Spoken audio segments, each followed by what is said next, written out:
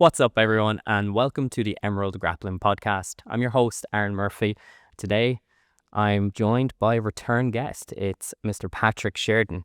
For anyone who doesn't know Pat, he is a first-degree black belt in Brazilian Jiu-Jitsu, one of the head coaches here at Satori Academy of Excellence, and he runs the SubOnly Events. Pat, thank you for joining me again on the podcast. Thanks for having me again. Yeah, it's been I know you said it was like over a year, but it's been a quick year. I think a really quick year. Seems so long ago, but here we are again. Yeah, I know, and we had the open mat there this morning as well to kick things off. Yeah, that's where we might be a bit blurry there. It was hard enough rounds there for a couple of hours. So, and it's warm. It's actually very hot today. So here we are, back in the chair.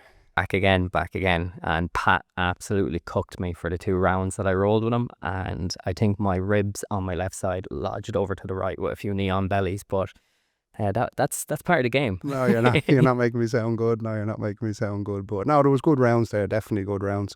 And thanks for coming up. And we had a couple other lads dropping in as well. So it's like everyone, you know yourself. It's once you're rolling with the same lads, like I've been rolling with John now for whatever. Like, but you know each other's moves and all. So it's always lovely to get a fresh kind of canvas to paint.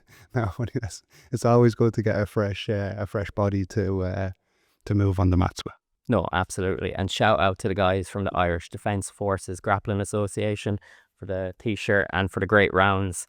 As you said, it was great to get rolling with different bodies. Yeah, and the lads dropped in today, Josh and Steve, and Stephen, and Josh is training up in Primal. I think Strata, is it? Yeah. Up around there. And then Stephen is training in Jungle in the inner city. So they dropped down today for the open mat. And I would have trained with them like back in 2010, 9, 10, 11. So just for it to come full circle and be, but we've rolled with them now a few times because we would have all been training flat out and stuff, and then they obviously life kicked in and stuff, and now they've made a really strong jiu-jitsu club in the army.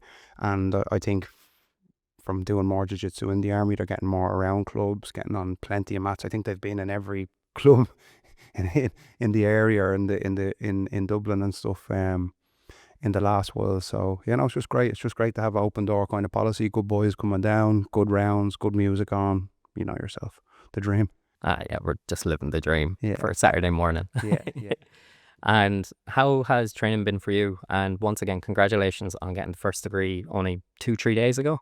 What day is today? Saturday. 2 nights ago.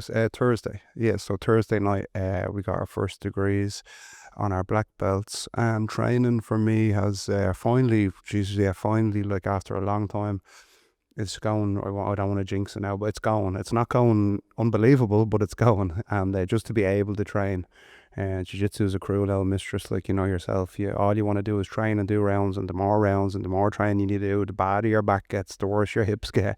So I'm trying to find the balance of.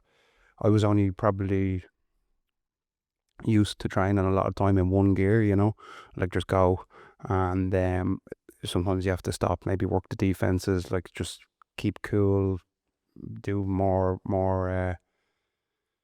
moving around in the rounds and accept more positions and stuff like that to maybe hold on to the body that bit longer. But I was off the mats for more or less 2 years, give or take. Like it's crazy. It was meant to be a week, you know what I mean? Then it's right, take 6 weeks, right? This physio says this chap says this. Oh man, it was rough, like, to be honest with you. It was really rough. And then you see like the lads coming on and then like the teens moving into the adults program, the likes of that, it's coming full circle, and you're just kind of sitting there going, no, I'll be back. But it just got to the stage where I just had to just go back. Like that was it. I just started rolling. Started off with swimming, a lot of swimming, because I've got 4 discs that are in pretty bad nick in my back, and I suppose like lots of people my age, like your back seems to go like pretty bad. So just doing a lot of reading on the internet, like and talking to a lot of guys that have had back work done. It's common enough now.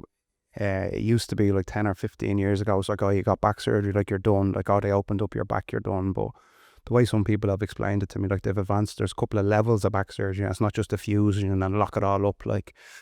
So I've been like kind of avoiding going under the knife. I went away like 3 months ago maybe, And before, like Murphy's Law, like before he's going away on holidays, I got a bit of a chest infection, so I went down to the doctor. And it's just like, oh, I'm going away on like Friday. I need an antibiotic. I don't want to be sick on holidays. He's like, oh, I thought you were here about your back. Like, I have all your reports. I was like, man, I don't have time for this now. Like, that's the last year's problem. But he was like, no, we need to have a serious look. Like, so I think I'm kind of being advised for kind of back surgery and towards the end of September. So I was just like, all right, well, now I have nothing to lose, like, so now I'm just gonna go full tilt and lift me back go. Sure, they can just bring me from the gym to the bed. Like, I'll get it done before the end of September. And started swimming, doing a lot of like mobility of the hips, and so boring. Like, it's just so boring. That's what I struggle with. I won't lie to you. Like, I go to the gym, like, this is great, like a few pelvic tilt, and there's like, what am I doing here? Like, and it's tough to go from to start again. Like, and I'd say that was the biggest struggle, to go from the level of fitness and the level of the like your time and like grips, like, you know what I mean? Like, it's tight, like your time and like back rolling there. And it's like, I started rolling with the teens program, I mean, that was probably the worst thing, because I'm like, geez, I'm actually all right again, but sure, you're rolling with a lot of teenagers. And then I started rolling slowly in the adults program, and the lads were just being nice to me, like Yanis and stuff, like I could feel they're not putting it on me, but in my head I'm back moving good. And then I rolled with John, and then it's just like, no, I'm way off, like, and it wasn't like John's like strength, or it was just grips and timing. Like, wouldn't let me get my hands on him, and when I was getting close, his timing on the pass, and he just absolutely schooled me, like.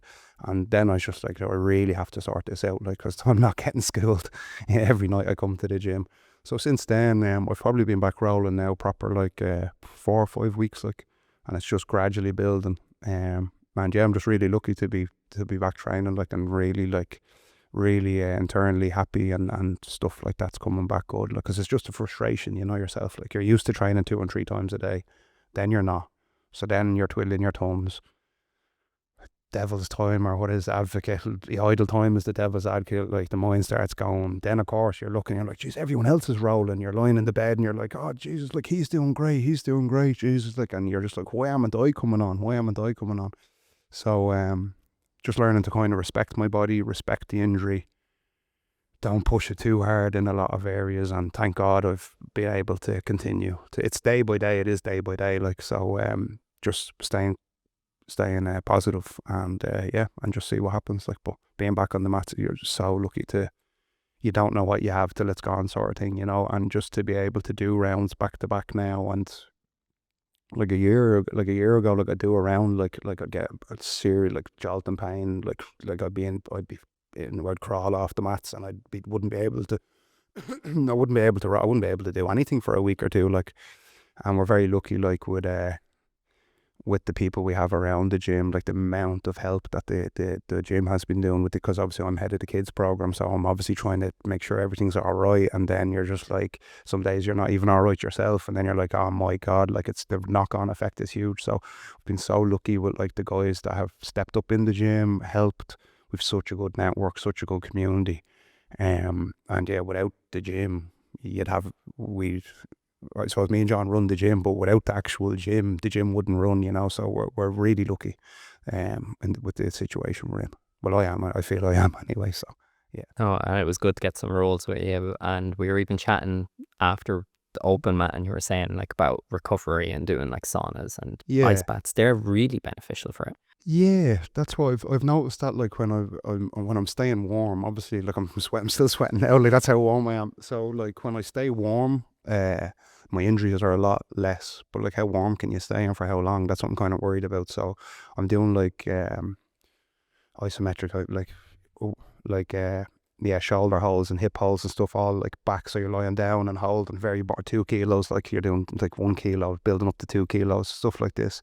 And then trying to do that every morning, more or less. And then sauna as well. It's a hard balance to get right, because you don't want to be sweating too much, so you're losing a lot. Like, I'd be doing half an hour sauna or whatever, so you'd be losing a lot of water, and then you'd be resting in the day, doing a bit of work, and then you'd be training again that night. So just trying to do the adequate but, like, just to be back to even doing that, a positive routine is because so much of the advice you're getting, I won't go into the consultations and the specialists, but so much of the advice you're getting you're following because that's the specialist that's giving you the advice, but then it's not working. So you're like, there is no light at the end of the tunnel. You're like, at one stage I was lying down, like advised to like lie down for like 6 weeks, So like I was lying on my face, like as more or less like got a massage head and stuff, put it on the end of the bed. So like you're trying to get up, walk in the morning, struggling to walk, the likes of that, coming home, lying down face down in the bed, and you're just lying there, like, and then you might get away. Like, we're lucky enough to have so much going on, right? I'll do a bit of work on the competitions, I'll do a bit of work, but the rolling and the actual touch of jiu-jitsu and working one-on-one with people isn't there. And that was probably the hardest thing to overcome. Like, but you start listening to the body then, and it starts coming better and better and better. And that's what I've been like, I literally went to, I'd say, every specialist you could.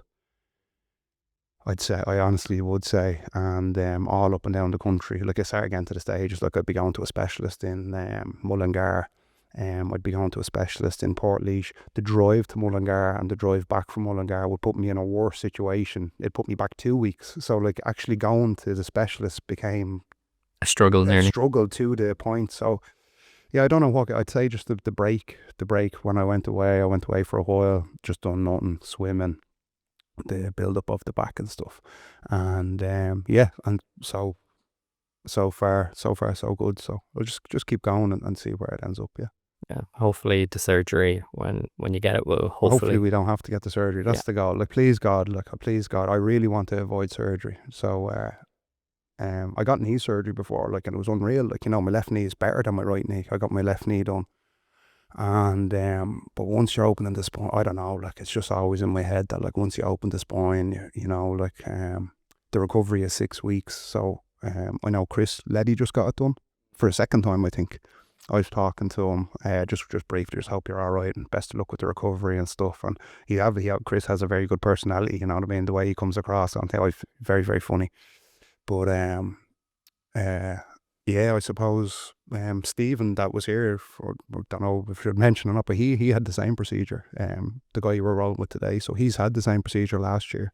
I would have talked to him a lot on it and advice on him, and I think it got so bad for him that it became kind of an emergency case, I do believe. But he's recovering and he's rolling hard today and stuff. So we'll just see. We'll just day by day, and we'll just see by the end of September where the body's at and what you can do, Yeah, and you wouldn't even know he had surgery the way he was moving. He got me in that half guard and he was just smashing me. Yeah, that's the old school jits. Yeah, top half guard MMA style. Now he's rolling really good. Obviously he's developing in jungle, and I think he got his purple belt in jungle. They would have been a lot of like the NoGi guys back in the day. Like, no one had a kimono, like, so you get a lot of old school positions and old school jiu-jitsu out with them, and top heavy, good base. You know yourself.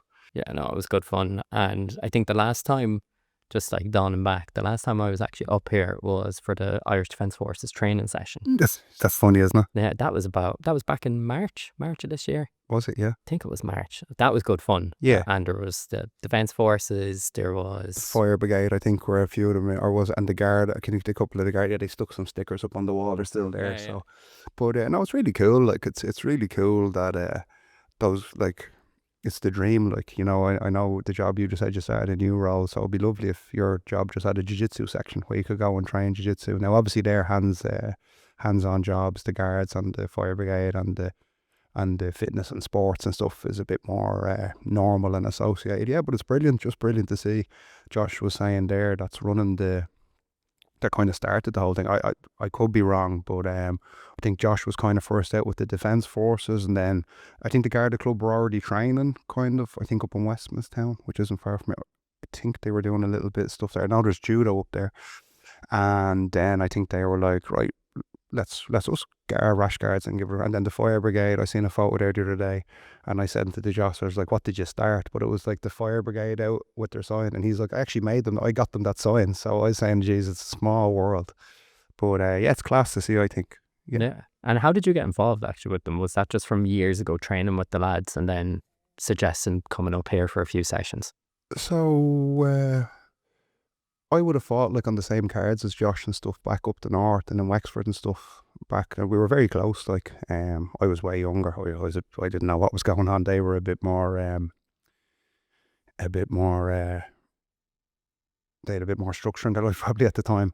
But we just always got on great. We always got on great, and then we kept fighting, and then Josh was already in the army, I think, but they joined the army, and obviously done a lot of overseas work. I think they would have done a lot of like work all over, so they weren't always here, and life and time just branched away. But we'd always keep in contact and always send the odd poster that had come up and stuff. And then just more gradually, as probably he opened the club, he started going around a little bit more, and then and then he just drops in like every now and then to roll, and always good rolls and good laughs, and good situation. Yeah, absolutely. I just see that they're always doing like different training sessions in different gyms. So for anyone who's listening, definitely host the lads, because you're spreading it, and that's what we want more people doing jiu-jitsu, especially if they're on the front line like Garda is, or the Army, Irish Defence Forces. So definitely, if you can host them, definitely have the guys into the gym. It's good fun. I'd love to see how many I'd say they've been to 15 gyms or 20 now. I've seen them they were only saying they were down in Maze Jiu-Jitsu. That's in that alone, is it? Yeah, so that's probably close to the barracks down in that alone. I know there's a barracks in that alone, so maybe it was close, or someone trains or something like that. But it's just deadly to see. Like, I remember when I went I went over to Colchester in the UK to train with Taylor Pearman's gym.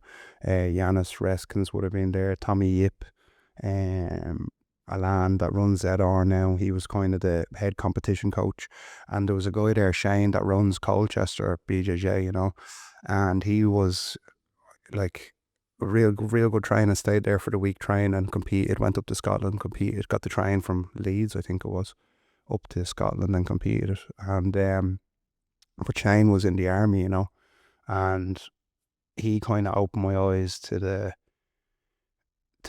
how like close a community they are, how driven they are, and how when they come back, or like retirement phase, the lulls of the retirement phase, especially in the UK army, because I think they'd be involved in a lot more actual army stuff. I think we're still neutral, you know what I mean, if you get me.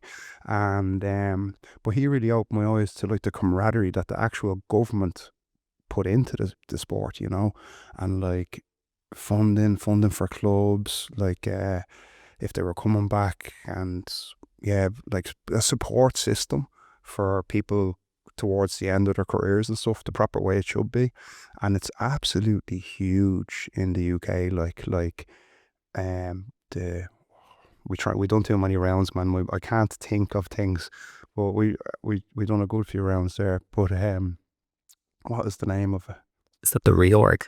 The reorg is a branch off. I was going to get the reorg, but I can't remember. But the reorg then is the competition in the UK, and they, like, you seen Tom Hardy competing at them, like, and it's actually Tom Hardy. So my friend Jacob, he actually is heavily involved in the reorg.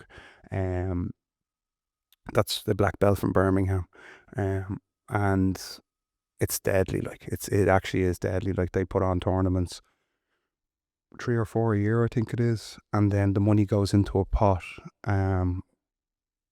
gets split back out to maybe people that like are struggling with mental health, or they had a tough life, and there's a jiu-jitsu club up the road from them.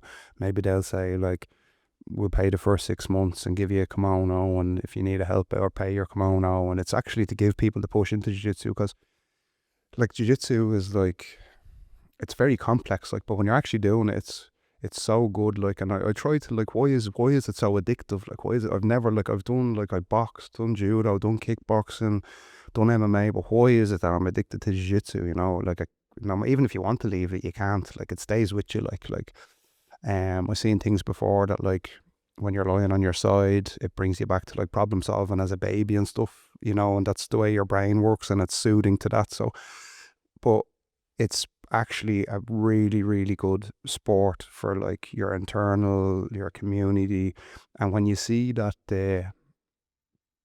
the sheiks and like in Abu Dhabi and stuff like that. It's mandatory in the schools. Like it's mandatory. You have to do jiu-jitsu if you're in the schools. You know, that's when I was thinking. Like obviously they've done extensive market research on it. They've done the psychology on it. They know that this is beneficial for the nation. So that's why I think we should be sharing jiu-jitsu and actually the actually what jiu-jitsu is, not just like the big gold medal and the Facebook posts and all, but actually like you coming up, us rolling, pushing each other through the last bit, you know what I mean? Like really feeling it. Like, and that's what they say, like you have friends, but you have training partners, because you go through a lot of emotion with them, you know. And that's one thing I think it clears you. Like when I couldn't train, like I never really was I probably was an emotional person, but I never really felt a lot of emotional internally. But when last 2 years when I wouldn't train, I mean, I was emotional. It was like what they call like emotional wreck, like, you know what I mean? Like you might hide it and have a bare face, but when you come to the gym, and how much rounds would you say we'd done there? Probably 10 or 12. 10 or 12. Yeah, probably. I was thinking 15, but I can't count. I was thinking 15 or 18, but you spend so much emotion in those roles. That's what I feel for me, for jiu-jitsu. Like you've spent your anxiety, you've spent your anger, you've spent your whatever's been annoying you. You've spent, not on you, you've just worked it out, and then you sit there blank. Like well, I sit here now, like we're like, the brain's a bit tired and the body's a bit tired, but you're in you've wiped your slate, like. And I think that's maybe like all sports, but there's nothing that wipes the slate for me like jiu-jitsu does. So I think that, yeah, everyone should try it once. I was actually saying it to my mates. Like my mates, they would not be into jiu-jitsu. Now, these are my mates outside the gym, you know. I've lots of really good friends in the gym, but like they're not in. And I was like, lads, before the year's out, everyone's coming down on a Thursday night. I'm putting you all in kimonos, and you're doing the jiu-jitsu class as complete beginners. Now, we'll have to strong arm them down, but I was like, if you don't do it ever again, I don't care. But you're all saying, like, why do you go down there and roll around like a dog? Like, you're mad. Like, I was like, you have to feel it. You have to feel it. So, maybe if I'm ever on the podcast again, I'll let you know how it went, if they came down and how it went. So, yeah, everyone should try it once. Yep. And yeah. Anyone can do it, but it's not for everyone. Yeah. But then, like, anyone can do it, like, and the lads just love competing in the club. Like everyone's like, even if we're like, nah, here lads, let's settle it down. The lads like, nah, like blah blah, like my injury's grand, and they're completing flat out. But then I find a lot of our teenagers fall into the pressure of competing, you know, which is, I don't know, it depends how you look at it, you know. If it's the be all and end of the world, it's not good. Like if it's just like it's making my jiu-jitsu better and progressively learning I think it's good. But a couple of the teenagers might have done events and stuff. And, oh, jeez, I don't like competing. And it's like, well, there's loads of other stuff we can do. So, like, you don't have to compete. Like, you know, that's grand. Like, that's absolutely fine. Do you want to help out at the events? Do you want to, even if it's laying the medals out, you know, do you want to come down and clean the mats? Do you want to just do jiu-jitsu Monday, Wednesday, teenager program and just your 2 hours a week and leave it at that? Because that's totally fine as well. That's normal. Do you want to start helping out when you're a bit older? Do you want to help out on a Saturday morning with kids programs because you don't like competing? No, you don't like doing the kids. How about the teens? You came from the teens program, so now it's not just you have to line up and win a gold medal. That's not it. Like I thought it was for so long. Like, and then you look at all the medals that are hanging around and stuff, and they actually mean nothing. Like they literally mean nothing. Like I can't remember where any of them were from. You might see the flag on the country and be like, right, well that was that one, but the memories that actually last were like the rolling and the deep emotion and the going through the grind with people. Like that's, for me, that's what actually lasts and should be. So yeah, you can just do everything in jiu-jitsu. You don't have to just be a medal chaser you can just be a complete recreational. Like looking at a full circle, some of our teenagers that have stayed in the program, like that only have trained 2 times a week, they're almost as good as the lads that have been flat out winning comps left, right and centre anyway. It's just they developed their game, and you know, it's interesting. But yeah, no, I think people should, what do you want out of jiu-jitsu? Not just what your man is telling you need to get out of jiu-jitsu. You know, like what do you actually want? If it's just friends, if it's just a bigger community. Like we're hoping to get down next weekend to the ADCCs in the kids one in Athlone. And see you about it. See you'll be there. Yeah, I'll be working at it. Yeah, deadly. Yeah, I'll be heckling you. Absolutely heckle me if you want. Yeah, I'll be down there. I'll be heckling you. But there's another black belt meant to come today to train. He's one of my good friends. He trains down in Dundrum, but he couldn't make it. But I was saying, he was like, what about next Saturday? And I was like, I think we're going down to the ADCC. But I was like, you should come with us. Like, he's like, yeah, we'll see you for a good day out. So it's like, we're so lucky to be able to go down and watch the next wave in Athlone. It's only whatever, an hour down the road, and see community, grab a coffee, get an acai or whatever. And it's literally for everyone.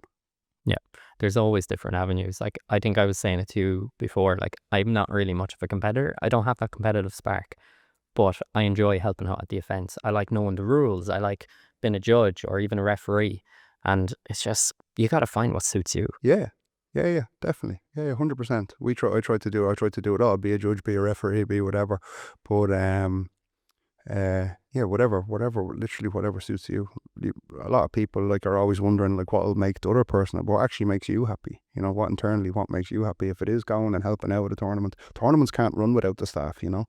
And I'd say Kieran and stuff, I know you're working at ADCC, like I'd say they're very appreciative of people coming in and helping out to a good standard, because it's so hard to get workers, and then it's so hard to get a good worker. So, yeah, fair play. No, and like just even knowing the rules, because you can go into any gym and there'll be people who want to compete and sure, they don't have a notion of the rules. And then you're there like, actually, that's a reap if you cross, there. And you're like kind of advising them, and sure, they would not have a notion. Yeah, it grows the sport, like. It grows the sport as a whole, knowing the rules better.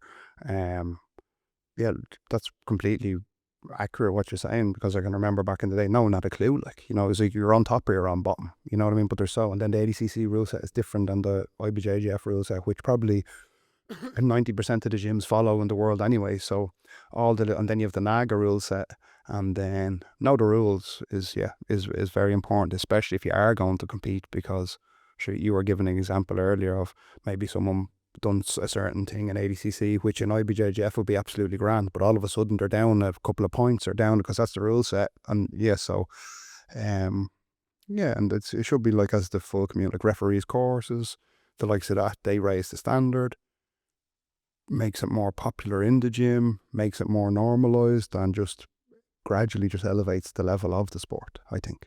Yeah, absolutely. And you held a referee's course, I think it was back last September, wasn't it? At the Nationals, yeah. We ran a ref's course. A lot of people came, like I think there was like 45 people, but it was just kind of like, we didn't want to be like here, like this is it. It was more kind of like a gathering and a get together to swap knowledge, and I think it went very well. We gave the lads the certs.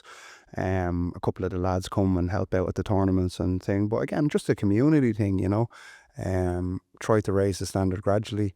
I know it's hard to do everything.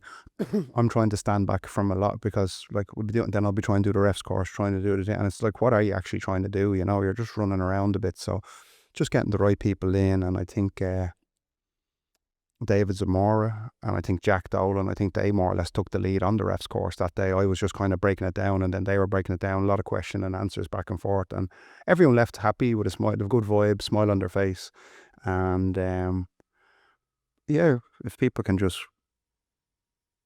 raise the level bit by bit, I think we're doing something right. So only that we didn't have the access as good this year. We'd run a free ref's course every year, but we just were a little bit more tight on time and space this year. So we'll just be just running it as the event. Yeah, and that leads into my next question. So we are only a couple of weeks away from the Nationals. 6, I think, is there 7? Yeah, 7 and around. What is your vision for the Nationals this year?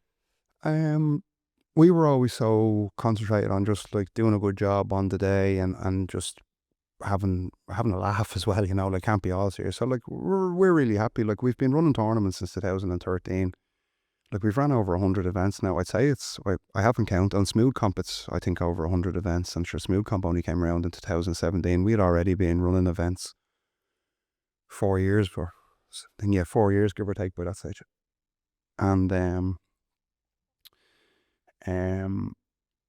so just to see the way other people are doing it now as well has inspired us, to be honest, because it's become more of a production.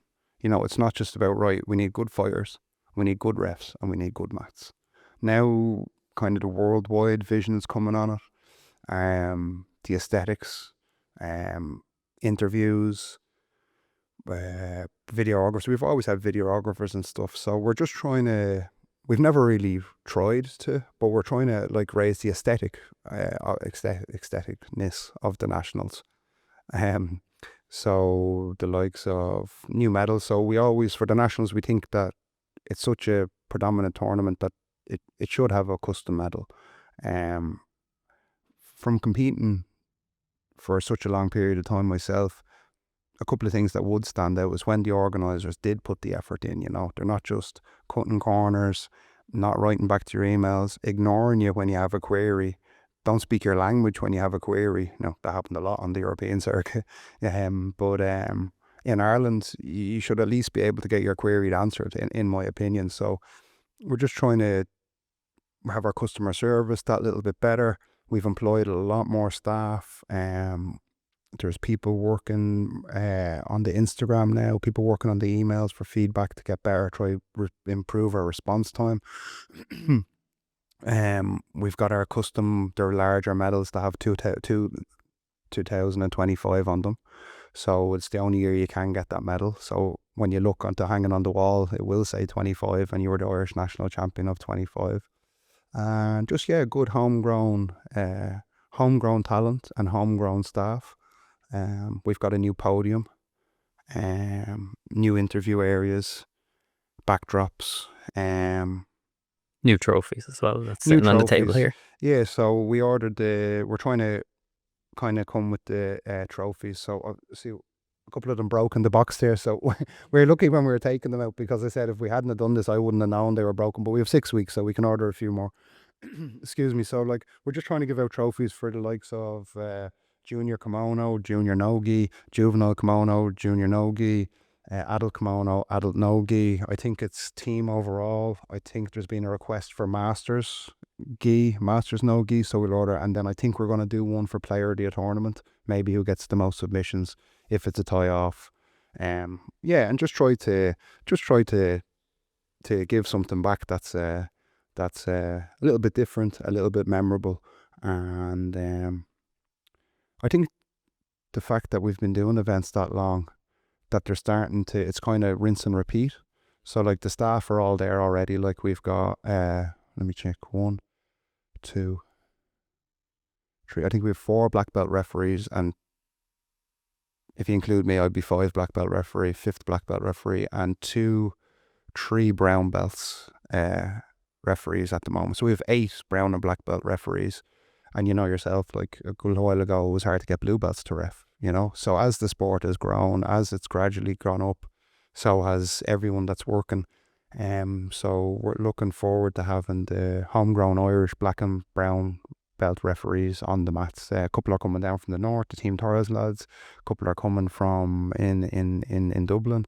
And then we'll have, of course, 1 or 2 of the lads from our gym that, say, Yanis will be doing a bit of reffing. Maybe Aaron will be doing a little bit of reffing. Just like concentrate a little bit more on what we're doing rather than what everyone else is doing, and just try to, like, life's too short, like try to enjoy the time, enjoy the product. I was doing a lot of market research when I was off with my back, and like you're looking at other jiu-jitsu events, it's like some of them only have a 4 or 5 year lifespan. Like I was looking at jiu-jitsu events that we used to go to, like they're not there anymore, they don't exist. Like we started running the Dublin International Open in 2013. Like I probably said this on the last profile, like you want to see, like we should have done a video of how backwards this was. Like you wouldn't believe it. Like everything organised, can't sleep the night before. It was the strong Von system, so there was no smooth comp. You had to literally, I won't even explain the strong Von system, but it took John probably 10 hours to do the brackets. You know what I mean? We've ordered the medals. Logistically, it's all set. And then we get to the venue at 6:30 in the morning and it's locked, Like, and we have to put all the mats and tellies off the truck over the wall and carry them like 200 meters up a stairs just to get the place laid out in time. So how far we've come on from then. And it was still a good tournament for the times, So just the fact we have an event truck, we've great ties with the facilities we're using now. It's just, it's concentrate on what we're doing, enjoy the day, and just give the Irish public a fair, good, fun competition. And I think in that falls into that, what no other organizer is doing or saying or concentrating on is pricing. Like, I don't know why it's so expensive to compete. Like, it's just like 80, 90, 120. I don't know, man. But so we started it off with like 5 months out or 4 months out. It was, you can double check it on Smooth Comp, it was like 25, or it could have been 20 for kids, 25 for kids, 30 for teens, 35 for adults, and then it was going up by like €5 as we grow. So I think we're in August now. I think it's 35 for kids, 40 for teens, 45 for adults. It's still around half the price of the kind of generic norm now, and that's why I just think pricing should be fair, you know. Like, we came from competing ourselves. Like, I can remember like splitting tubs of protein with John. We wouldn't have a washer, like, you know. Like, we went to events where only like John could compete, because, or vice versa, like, because we just didn't have the money, you know. I remember there was tournaments we go to, and John, like, very rarely, but we go to a tournament because we were the same weight. We go to a tournament, John was injured, and I take his place just because we weren't losing that 30 quid we put forward or whatever. So I think it's I think it should just be that's just my opinion as well, you know. Fair pricing, fair fun day out, and like competition, like say we have 500 or 600 people. I think there's over 500 pre-regs now, but say we have 600 people. After the first match, 300 people have lost. You know what I mean? There's 50% of people that are going to be in a bad humour, going to be in a... People don't realise that a competition, it's a high pressure, if things go wrong day, like, you know, then you're down to the next 300, next thing 150. So after 2 matches, you're left back with 150 people that are only, then you're whatever, 75 thing. So many people lose half the event, lose in the first match. They're not getting anything, you know. So that's where you get a lot of this, like, but that's sport, you know. Like, you go to any sport, the referee is getting in the neck, but that's what makes sport, in my opinion. I've thoroughly enjoyed all the events we went to, the emotion, the ups. Now after them, sometimes you're thinking like, Jesus, like, was I, you know what I mean? But that's sport, you know what I mean? Like, once the match is over, the match is over. What happens in the match, in my opinion, you can go this way, go that way, but once it's over, it's over. And that's sport. Like, you'll always have disagreements, you'll always have differences of opinions, even when it comes down to the rule. I think it was that way. I think where 2 of us are watching the same video and 2 people have a different opinion on it, you know. So I think that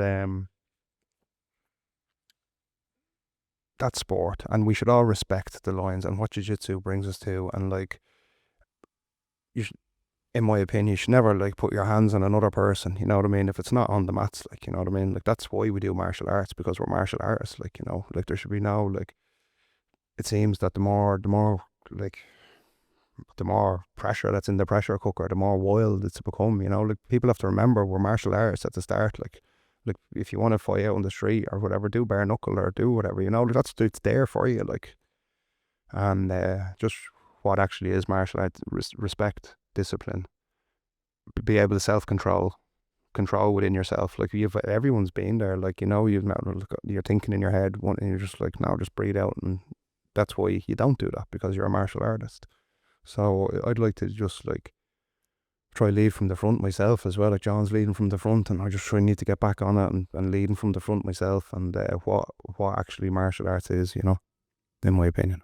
Yeah, and even like, as you were saying, like, the refs always get it. I remember, wasn't it last year at Galway, we were up and I had DQ'd someone because they reaped, and they were like pumped, but obviously, you know, the adrenaline from the match. But then like 10-15 minutes later, they came over and they asked like, why did you DQ me?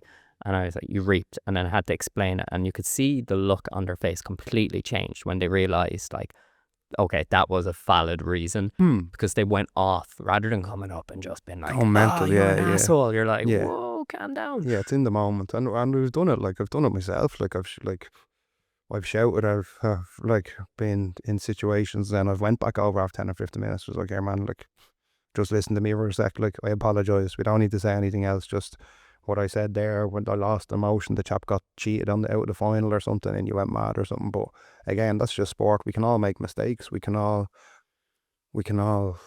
get better. That's all you can do, is just try get better, you know, and try evolve and try grow as a person, and not just be stuck in the same place. So yeah, that's that's if we can all just come together and just be so lucky to have a good community. Like Tony done a seminar here on Thursday night. He's like, man, when we were doing jiu-jitsu 2009, 2010, it's like there was no clubs. Like there was no clubs. Like there was like a couple, like, you know what I mean? He's like, last night I was in the city, I was looking for a jiu-jitsu club to train. He's like, I couldn't believe when I Googled, like, he's like, there's clubs everywhere. Like, it's like, there's literally clubs everywhere. And the older guys, like the old school guys tell you, like, this is actually what we always wanted. You know what I mean? Like, clubs on every corner. It's just no one's going, now that they're there, there's just like, there's too much politics or something. You're like, they should be an open door policy. Open mat's called open mat for a reason, you know what I mean?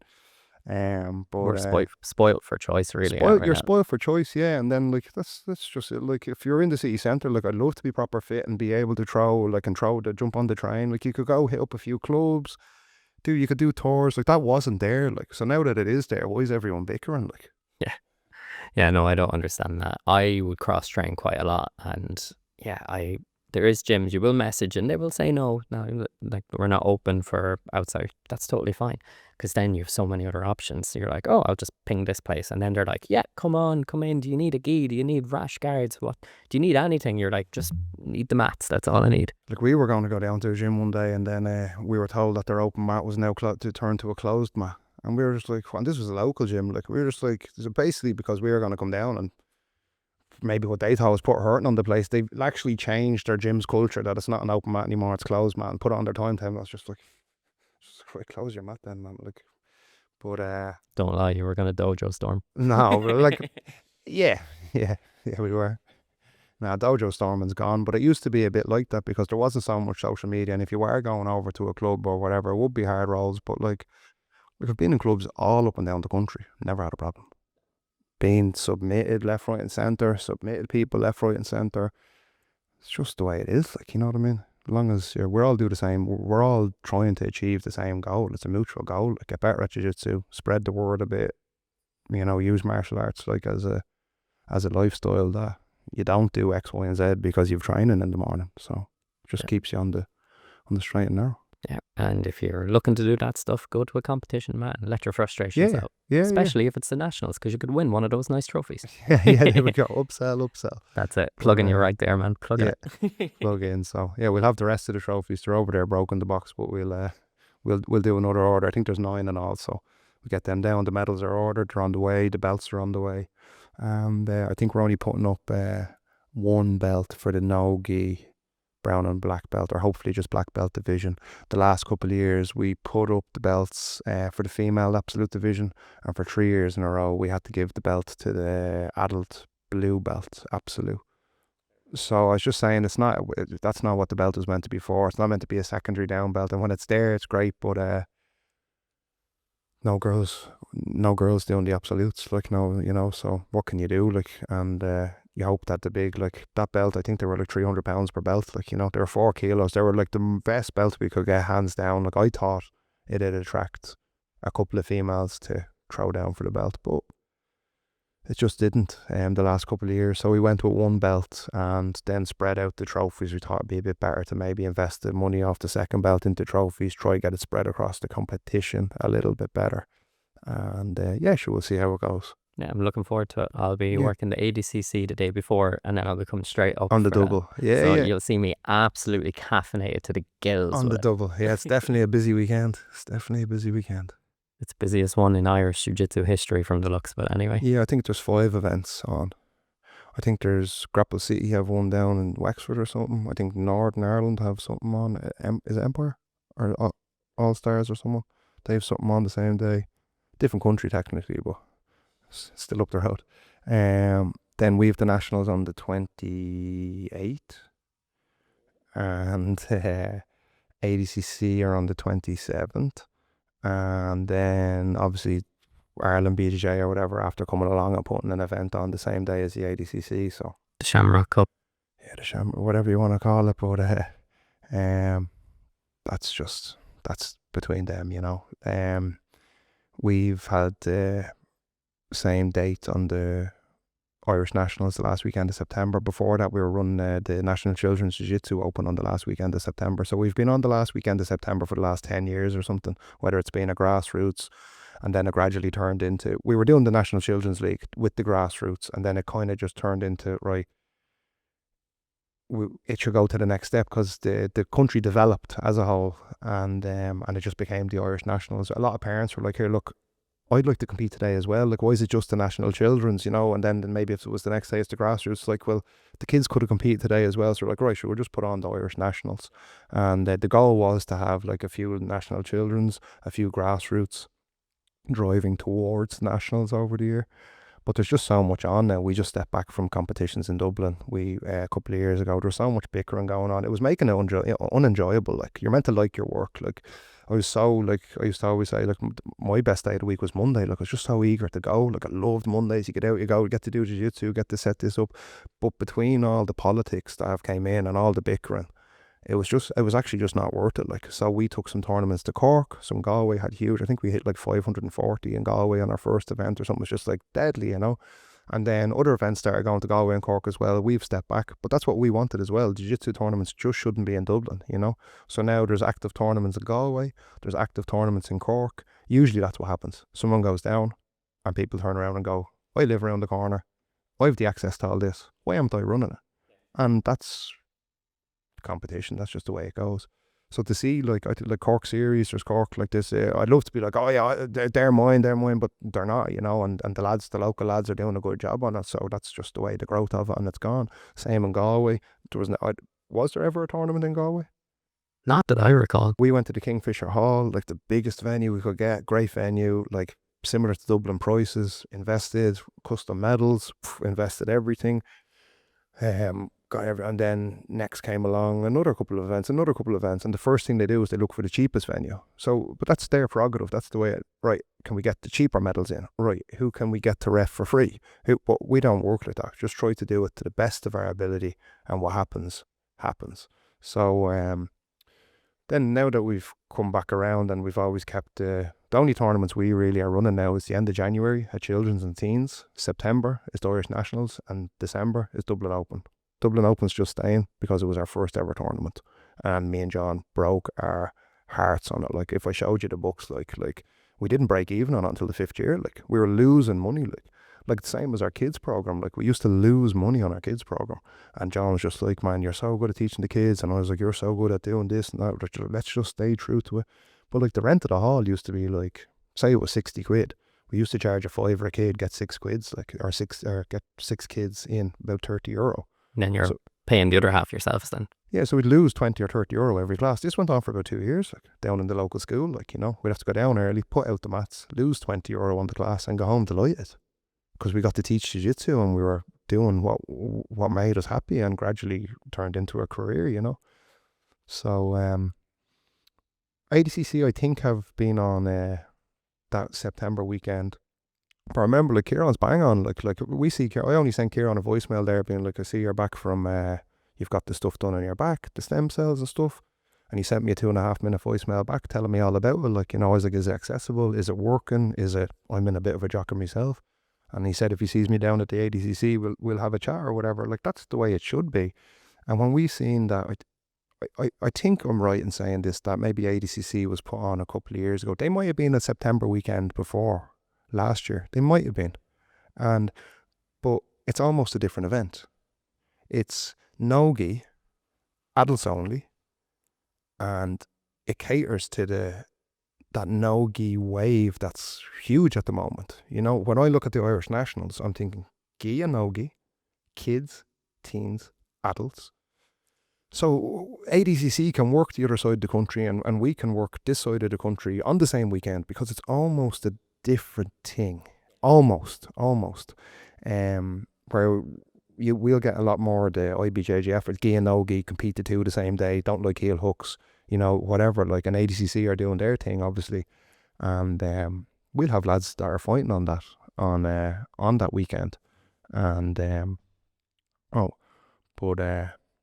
for other people to come along and just put gi tournaments on. Now, if you didn't know, and if you weren't looking at it, just look, that looks like a good weekend, and the venue's free that weekend and all, you know, like, so be it. But people are just putting on tournaments on the same day as other tournaments to try close them. No fun.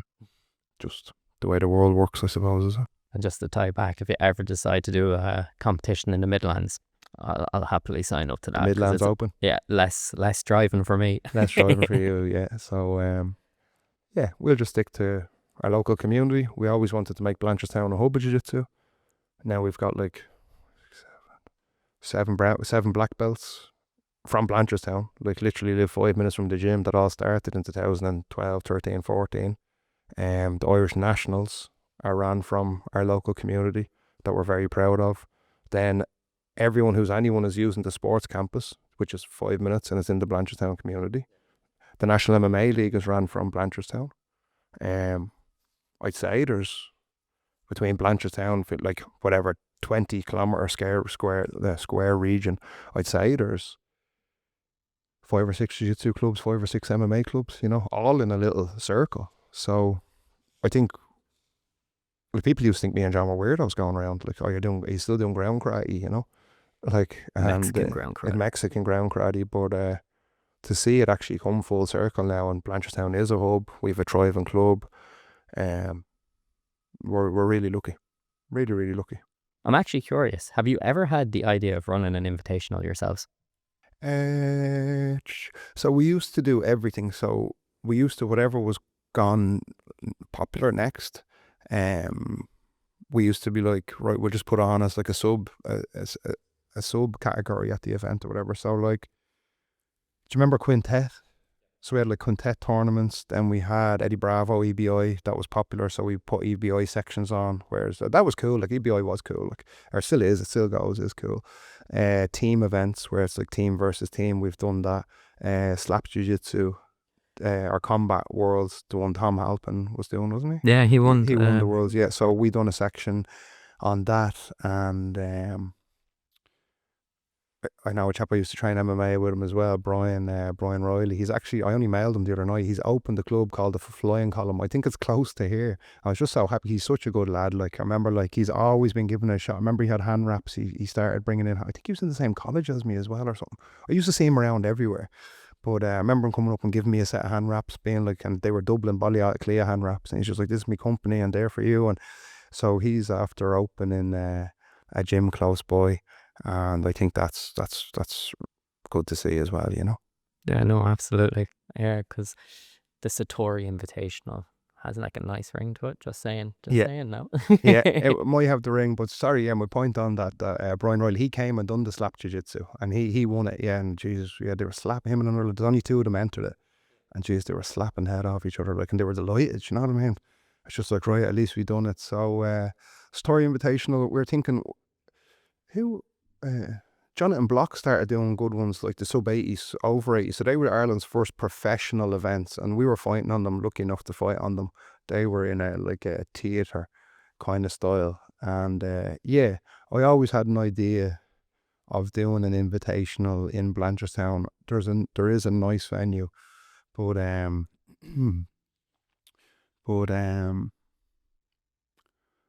we never really did. I don't know why we never really did. I suppose there was just other people doing invitationals, and there still is other people doing invitationals, and it's a slightly different approach, probably.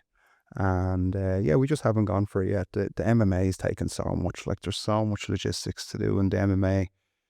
It's growing so well. The rules are all upside down in Ireland.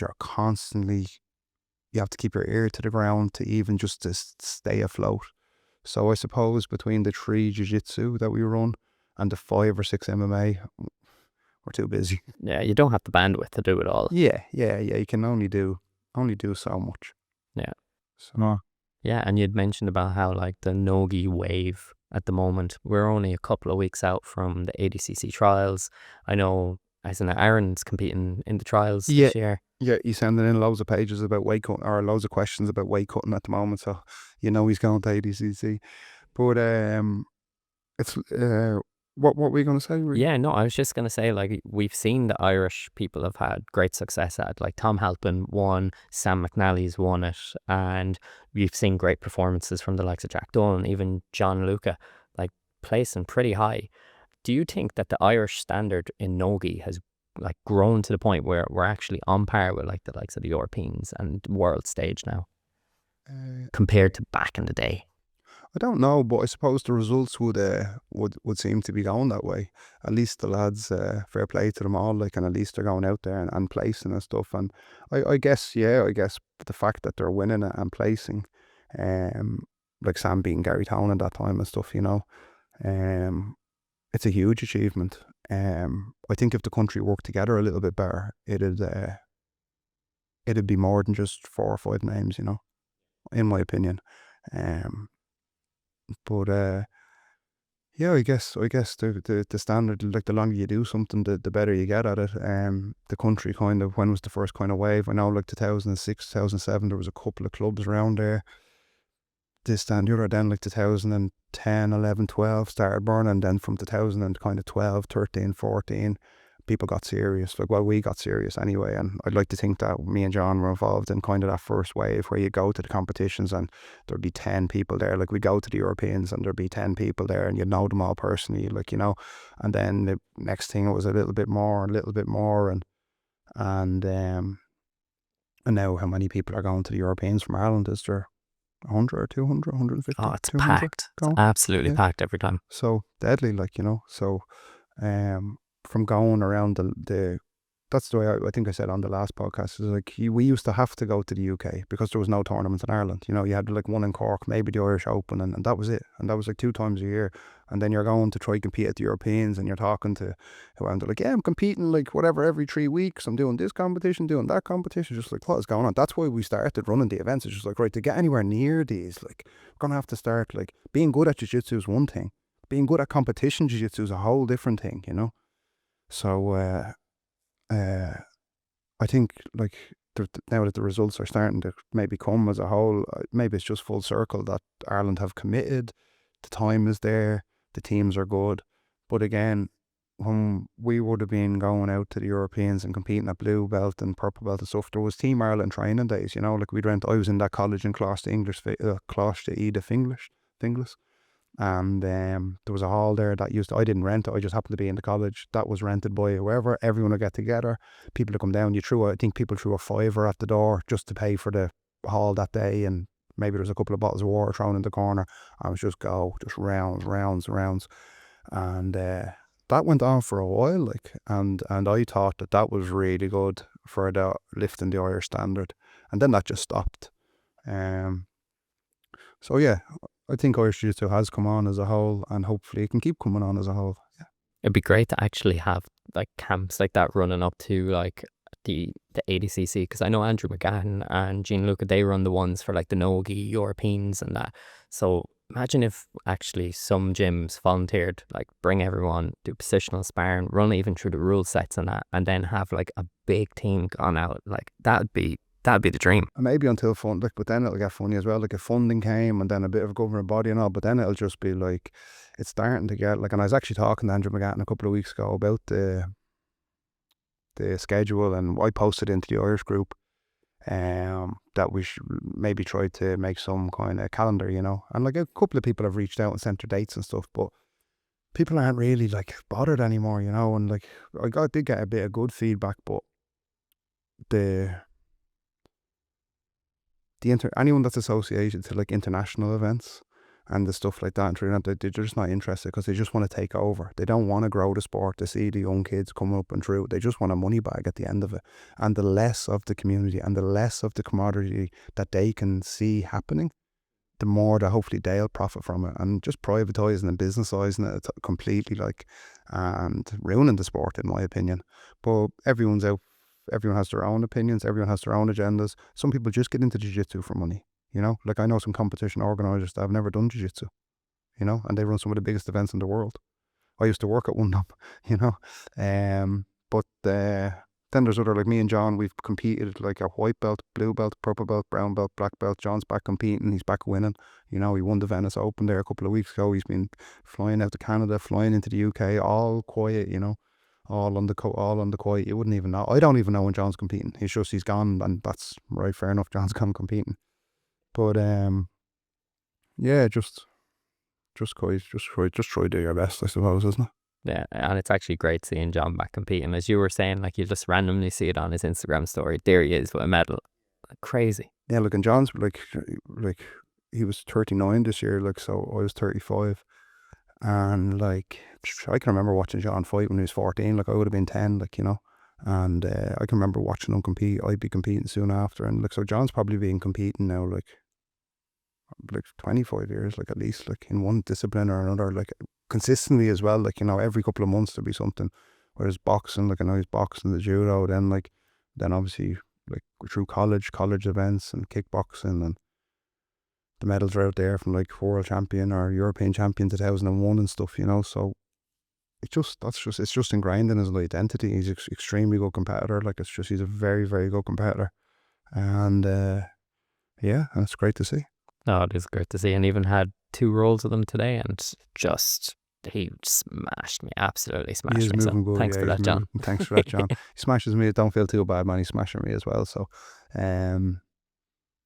I used to have a bit of an excuse because of back injury. Like John's back went like before mine did, but when he put on size, like he wouldn't be sore, you know. But now he's gradually trimmed it down that he's able to manage both of them, and he's back like 80 whatever kilos. So I used to be like, oh, it's just because he's big, he's light. But now he's not. He's lighter than me, and he's actually battering me as well. So it's like, so now we're really gonna have to kick it up a gear. But so always the same with John. Like no animosity, just clean technique. No emotion. He'll just submit you and I'll go on to the next one, you know. So very lucky to have him as the club leader. Like what other coaches are out there running the club at the level John is running, putting the time John puts into it, then actively keeping up with themselves, competing, winning. Yeah, he's doing a lot. Like how many coaches are there actually competing in Ireland now that are running clubs that are black belts? It's very small. Very small. It's getting the time, isn't it? Like to squeeze in their own training, and then yeah, John has like he's doing like a lot of stuff, man. Like the kids, like gym in the morning, this, that, and the other, and yeah, just leading the way, isn't it? He's just leading the way. So now we're so lucky to have him. Like, yeah, no. So look, I might do the talking, but he does the walking. So for now. And seeing him compete, does that kind of light that fire underneath you to be like, oh, yeah, I want to get back on those competition mats? Yeah, it does. Like I was saying to him, I was like, man, I just want to go with you this year. Like I'll just go as the water boy. Like, you know what I mean? Like I'll go over. Like we have a brother that lives in Canada. I know he's going over towards the end of the year to Canada, but it's kind of like at the moment it's kind of hard for the two of us to be out of the gym for long periods of time just because of the staffing and the setup and the way it is. So just kind of yeah, just when you're obviously like you see anyone from your team doing well, you know, it gets you that, and it becomes a replacement as well. Like if he can do it, I can do it, you know. And then the teenagers are thinking like they're all mad for doing the Europeans now towards the end of the year, you know. And now they've been growing to that as well. And we brought them over to the junior Europeans in the UK last year and the year before and stuff, just kind of polishing them up, like. But yeah, we'll have a good wave now over the next while of competition. Hopefully I can get back in myself. A couple of the other lads that got their black belts the other night and stuff, they'd be hemming about me jumping back in because we competed for such a long period of time. It was just the norm, and then as life kicked in and injuries kicked in and stuff, you kind of drop off, and COVID really messed up a lot. So it just stopped everything for 2 years. So just really, really lucky to have a brother that is as good as John is, like, to be honest. Yeah. In our last conversation, we spoke about how if you could pick one technique to ban, and you mentioned about heel hooks. But it did open the topic of, you know, injury prevention. And obviously, you know, you were saying you've like your back issues, and we know other people who have a number of injuries just accumulated over the years. For maybe some of the young competitors who might be listening, and maybe even some of the older competitors, what would be some advice you'd give them for injury prevention, especially if they want to prolong their competition and their just normal everyday training? Periodization, definitely, but we didn't periodize. Like I have a couple of friends that are high level athletes, and I'm saying to them, like, man, like, how are you still going? Like how are you now? It's not. Some of them are involved in other sports that are extremely hard on the body. It's not fighting now and stuff, but it's just like on season, off season, man. He's like, I race 4 months of the year, and then the next 8 months, like, it's gym work, it's recovery, it's sleep. You know what I mean? It's like to perform, and we just went flat for forever, you know. So making probably that professional kind of spin to it, like making an actual plan, like, right, I'm doing 5 or 6 week camp up towards that tournament, you know, maybe like 4 or 5 hard weeks training, 1 week taper, performance, week rest, back into it, and try to cycle properly and then maybe take 4 weeks that I'm just going to concentrate on my technique, and I'm not even doing hard rounds. I'll spar, but I'm holding myself to 20, but it's very hard to do. I'm holding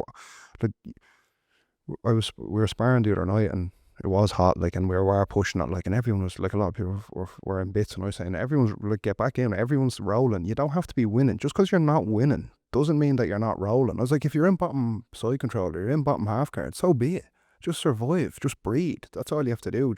At least you're still rolling. Like, too many people are like, yeah, I'm gonna sit this one, then they come back in, blah blah blah, knee slide, blah, like cartwheel over the other side on your back too, then they're back sitting at the wall. Like, you can't just be, you have to know how to fight when you're tired, like. So and then consistency in doing what you're doing. I just was blasting, like, oh yeah, we'll do like cold plunges, do that for 2 weeks. Oh, that's great. Like, go over here, do this, and finding what works for you. Just because someone's doing an hour yoga doesn't mean it works for you. You have to find out exactly. But I think consistency. So, like, if you add in, even if it's 10 press-ups, 10 sit-ups, 10 squats before your session and after your session, and you add in 5 minutes stretching every time you're in the gym, it'll accumulate over time that your fibers will be that little bit stronger, that little bit picked up, and you've stretched out as well. Like sure, we done ourselves today. Like, we done rounds back to back, jumped in a cold shower, and now we're sitting. We didn't stretch or anything. Like, it's just ingrained in jiu-jitsu that you stretch yourself. But when we were doing kickboxing, at the end of the class, you were stuck against the wall, and your foot had to touch the wall behind you. You weren't going home, I remember our old coach bringing out the wheel, like stitching the wheel, and he's just on the front of you like that, click, click, click, click, click, click, and your legs would just go all the way out. Now, I don't know if it's a good thing or a bad thing, but we're flexible. No, but making a period, that'll all fall in under periodization. That this is when I'm peaking.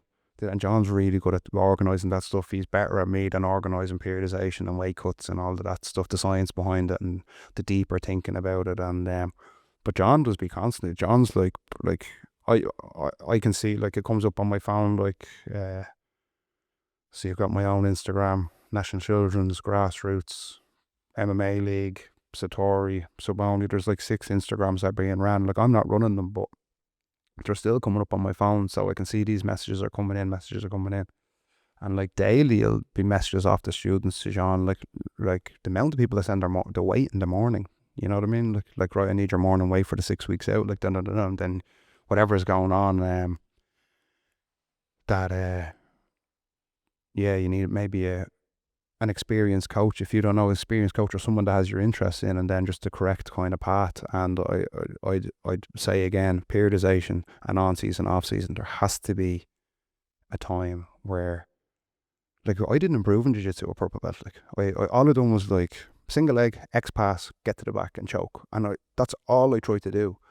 And I'd like to think I was pretty good at it, but I was a bit of a one-trick pony. But now white belt and blue belt played around, but when I got the purple belt, I was a purple belt for 5 years, like, and that's when I done a lot of my competing, like.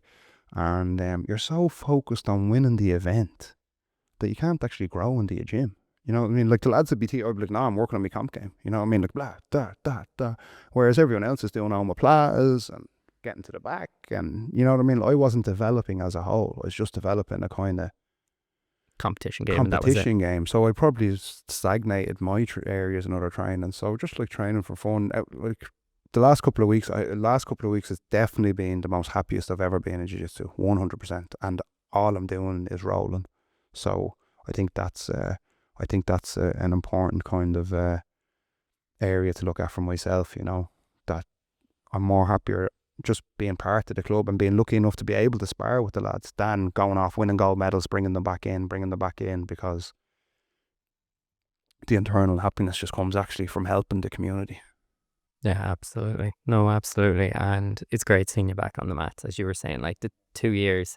Because anytime I've called up and you were like, oh, call up for an open mat, and I'd be like, yeah, we'll get rolling. And you'd be like, no, I actually can't, my back's at me. But then when you messaged me the other day and you were like, come up for open mat, and like, we will get some rolls. And I was like, no way, this is class. Finally. Too much bloody excuses, too much momping around. But as I said, like, you're listening to specialists, they're telling you X, Y, and Z. You think if you don't stick to that, you're going to die, or your spine will go, sometimes like the discs are going, they're cutting into the spinal cord and cutting off power to the legs and people and stuff, and you're hearing all this and you're saying, Jesus Christ, like. But then the fact that I was like, now I actually have nothing to lose, the fact that I'm at the end of the tether, I said I'll just try, and the body seems to be responding. The sleep as well, we don't like sleeping too much, because we finish so late, you know, like as a whole, like we're sparring till 8, 9 p.m. You have your shower. Now, this isn't just this gym, this is all the jiu-jitsu fighters throughout Ireland and everywhere else. You get home at 10 after whatever it is, whenever the class is over, you know, your adrenaline's still pumping, then you have to eat, then you have to settle down. So I'd like to, if I can, keep picking up the pace. I'd like to switch a lot. It's hard though, you know, it's hard to do everything, but I'd like to switch my predominant hard training to the morning, like a professional, you know. So you train 9 to 11, then you recover maybe, and then at night time you only teach. But then what do you do? Because everyone's only coming in at night time to roll, so you need a professional team. Again, that's where funding comes. But yeah, sleep, adequate sleep, the right recovery. I remember reading in college, like I was doing sports in college, and like the Irish rugby team, like you're looking at like, right, they're using like the right angles to prevent hamstring injuries and the insertion in the attachments to the hamstrings, and looking at all that, and quite interested in it. Just looking at all the weight, and it's like they have a weight room here and then they have a bedroom here essentially. They literally crack weights for like an hour, hour and a half, eat and get into bed. And they're the professional athletes, you know. So and that'll be during the day and stuff. Then they'll be back out training, ball or whatever, home, eat, bed. Rinse So, and repeat then every day. Rinse and repeat. So the recovery process that the professionals, like you look at Olympics, like Google an Olympic, right? Like what's an Olympic runner doing? Just like they work so hard to get to an Olympic level that then it's just about periodization and maintaining that Olympic level. And most of their training is rest. Literally, look at it, it's just like where we think like it has to be right 9 to 11 weights, right? 1 to 3 drilling, right? Grand. 5 to 7 mad sparring. It's just not the way, and it's the oldest trick in the book as well. They do believe that, like back in the day, MMA gyms, they used to put out fake training programs, you know. So it's like, geez, they're training like that, we'll have to train like that. Everyone else starts training mental. They're all burnt out at competition day, and the team that said they were doing all the mad stuff, they weren't even. They were just chipping away like professionals. So and then your body's absolutely in bits, for the competitions. The amount of competitions we went to, like we're struggling walking up the steps outside, not messing, like we'd be weight cutting, we're after sparring for 3 months solid or something, you'd just be there like, I don't even know if I'm going to be able to compete today, like and that was just the norm. So you need to professional look, sports science, looking at other sports, what's the closest sport you can get to jiu-jitsu, right? You have Olympic wrestling, you have Olympic judo, you've rugby, you know, like the rugby, like they've all spent huge, because they're Olympic sports, they've all done all the sports science, you know, they've all done the fine-tuning.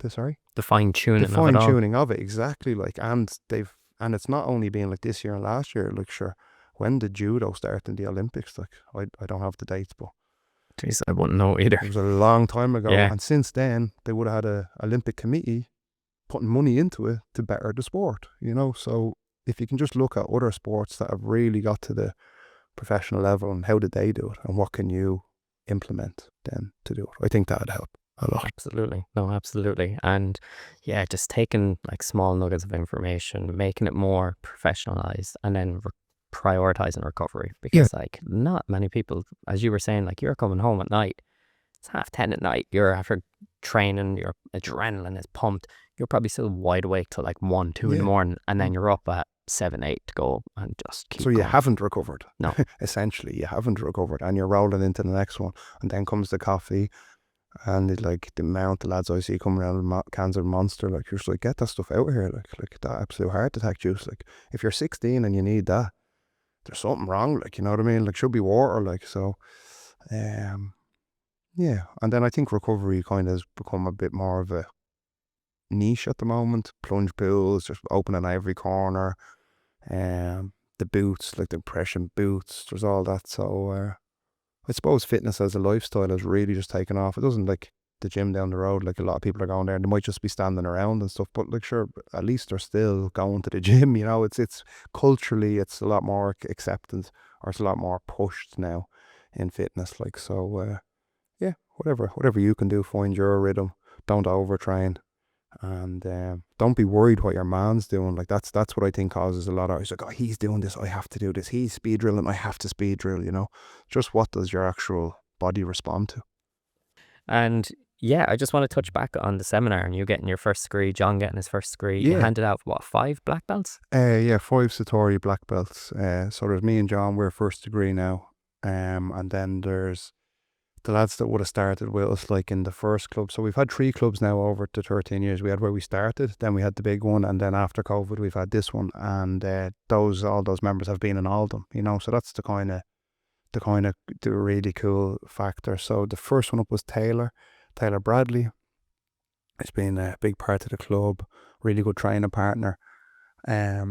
He started in, I think he was one of the first members 2013, if not 14, you know, so he's been actively training a lot. So he was first up.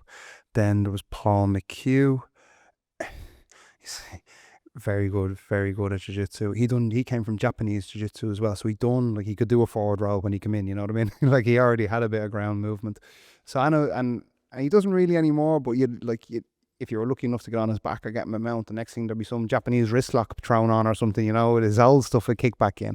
So no, but he's been rolling, I don't know how long, between Japanese jiu-jitsu and this jiu-jitsu, like a lot of competitions, coaches the beginners program, and he got his black belt. He's training at least 10 years in Brazilian Jiu-Jitsu itself, at least, probably more, 11. Then there was Dean Ladrigan, again, one of the first members of the club. Biggest member we have, came from a rugby background. He's like a real carer of the club. He doesn't care if he's winning or losing, but he's like, come on lads, get back up, let's go for another one. He came from like a professional rugby background, and he just brings that professional with him, and he's probably one of the biggest team players we have. He's also like 120 or 30 kilos, and he can move, but he doesn't, you know what I mean? Like, he doesn't do it to anyone in the club. He's the gentle giant, like, so no, at any moment he could kill anyone in here, but he just doesn't bother. So we're super lucky to have him. And then there was Ramps. So Rams was running a club down in Leixlip, Boa BJJ, and when we would have been in our first gym, we rented on like Wednesday nights or something, and Rams, I think, was renting like a Thursday night doing MMA. So we were actually renting the same club back in the day, the same set of mats back in the day at one stage, and not always approachable. Used to come rolling a bit, like, geez, he's good, like, he's good, you know, and real good competition game. And yeah, like, he's fought pro MMA in China, he's done this, that and the other. Good guy, real good guy. So he got his black belt. And then last but not least was Dean Kelly, local as well, lives up the road. He used to train with me in Kokoro. Like everyone ends up moving out of Blanche. So he moved out of Blanchetown for a while, was living in Navan. He's back in Blanchetown now. So he's always continued his training.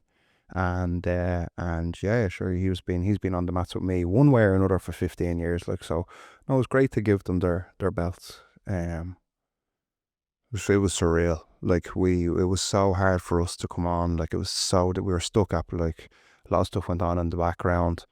We were stuck at purple belt for 5 years. Like, some days it'd just be me and John training and going, like, what are we gonna do? Like, you know what I mean? Like, we got to the next level, got over to San Francisco, like, that, like, cost a leg and an arm to get there. Finally got our black belts. That was 3 years ago, you know.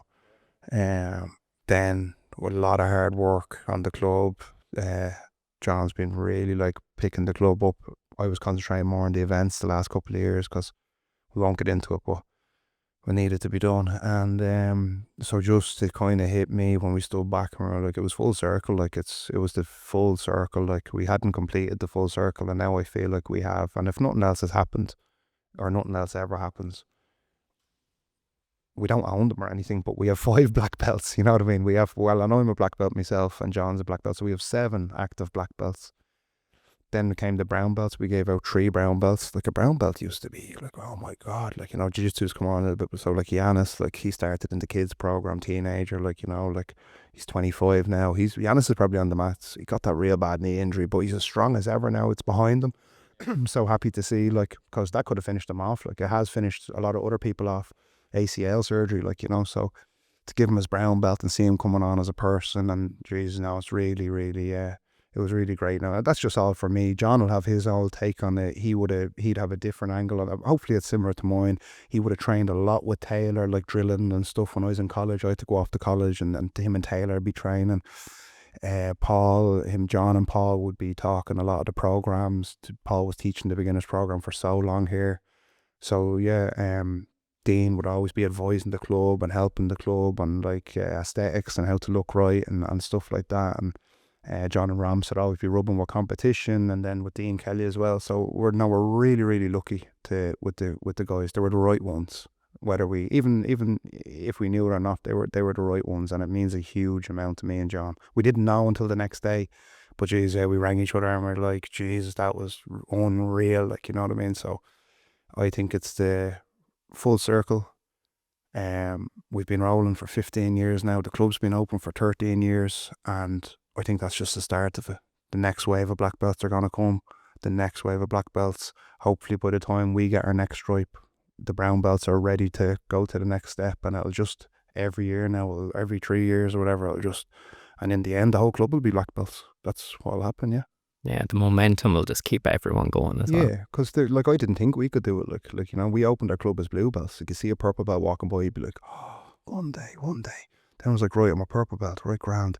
Then I was like, right, now we're brown belts. We're winning competition at brown belts. We could only ever dream of doing this, you know.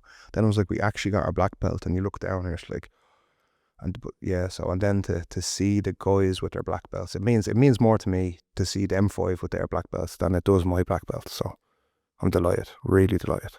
Oh, that's awesome, man. That's great to hear, because it's like, as you were saying, it's full circle, and it's just showing homegrown talent. Yeah, and they're all good as well. Like they're like, Paul tapped me out today there. He was laughing, he toe-hold me, like, but that's what, like, it's just so good with the boys, like, because I can tap them, they can tap you, then no one cares. We've just been through it all. Like there was a time when if Paul toe-hold me, I'd be going mental, probably take a stripe off his belt. No money messing, but yeah, we're just such a close pack of people. Like, even Adam Murphy came back from Thailand there. He's in Thailand training for 6 months, man. He came back there the last Thursday night. He loved me saying this, and knee barred me like his white belt. Like, I was doing this sweep and I swept him with it, and I was like, yeah, you know, because you don't do the gi, you know. And then he came back on top and I hit him with it again, and I went on top and he pulled me into a knee bar, and he knee barred me, and then it was just like, but that's all right these days, you know. Like, the old Pat used to not have. He was like, I thought you're going home. It's like, no one goes mental anymore, man. It's all cool now. But we're just getting to that, and I suppose it's just from rolling. He's like a little brother to me. He's a great chap. He's gonna go far no matter what he does, and just good to have a good laugh with it. Yeah, and it was great coming in for the open mat, and there was like, what, 4 or 5 black belts between all I just of you put on there the today? blinkers, man. I was. This is like this open mat. I shouldn't say this, but like, I woke up this morning, man. It was the first time in ages I felt like I was going to a tournament. I was pure nervous. I was like, people are coming. So when I came, that's why I started rolling with you. I just was like, all right, get in, get warm, get in, get on. Music went on, and so I didn't even know how much black belts were here. But yeah, 4 in the mats. Me, Paul, Taylor, John, and then Yanis was there, brown belt. Josh and Stephen, purple belts, yourself, purple belt. And yeah, there was a good gang, good wave of blue belts. Matthew was here, the other purple belt. And then those teens, like, oh, I don't know what we're going to do with them. Like, they're all white belts. They're so good. Like, they're so I'm not messing. They're so good. They've came through the teens program. They're gone into the adults program. They received their adults white belts. It was a big deal to them, you know. Only that they're nice to me because of me back. Like, Eldon, like, said, I was sparring well. Now he's like, how's your back? You know, I was like, no, more. Every time I'm around, he's, how's your back? But jeez, these kids are good. Like, so I think that's a testament to the club that, like, our first wave, say that we're in 2015-16 with a wave, Yanis was in that wave, we had a wave of lads coming through, and they were so and so, then whatever.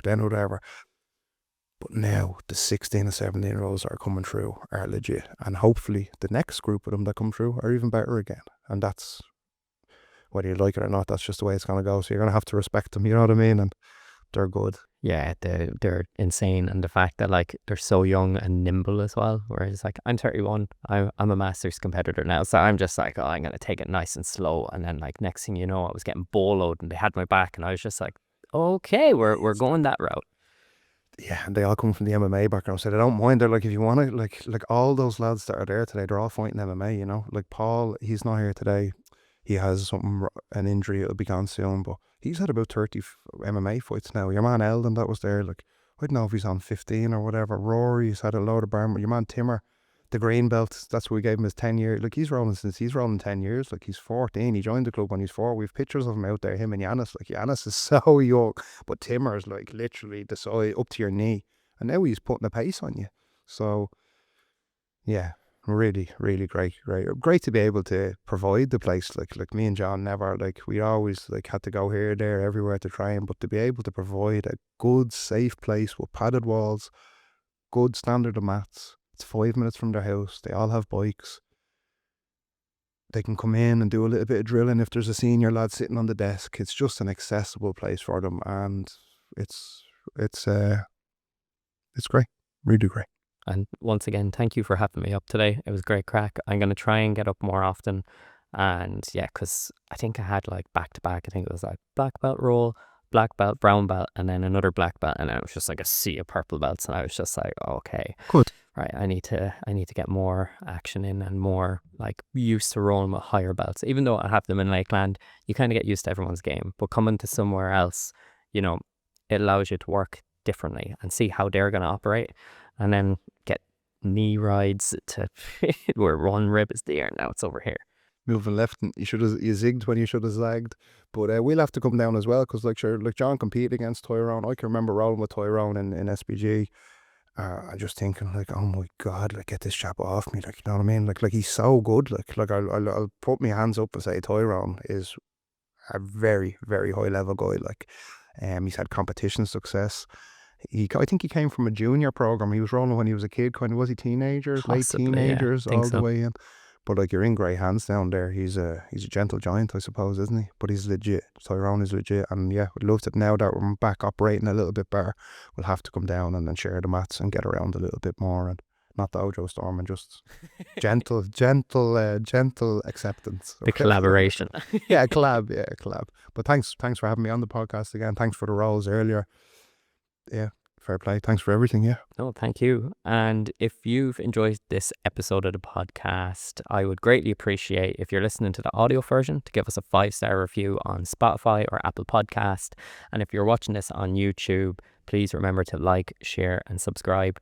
And the final question I have for you, Pat, is if anyone wanted to get in contact with either yourself, John, or the gym, where is the best place to do so online?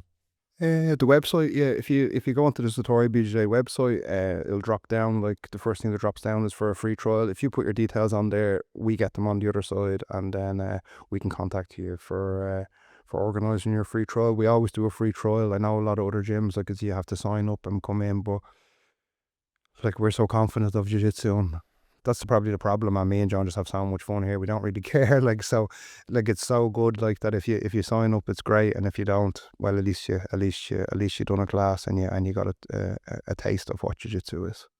Awesome. I'll make sure to include that on the show notes. And Pat, once again, thanks Thank you for joining me on the podcast. Yeah, I'll see you on the mats.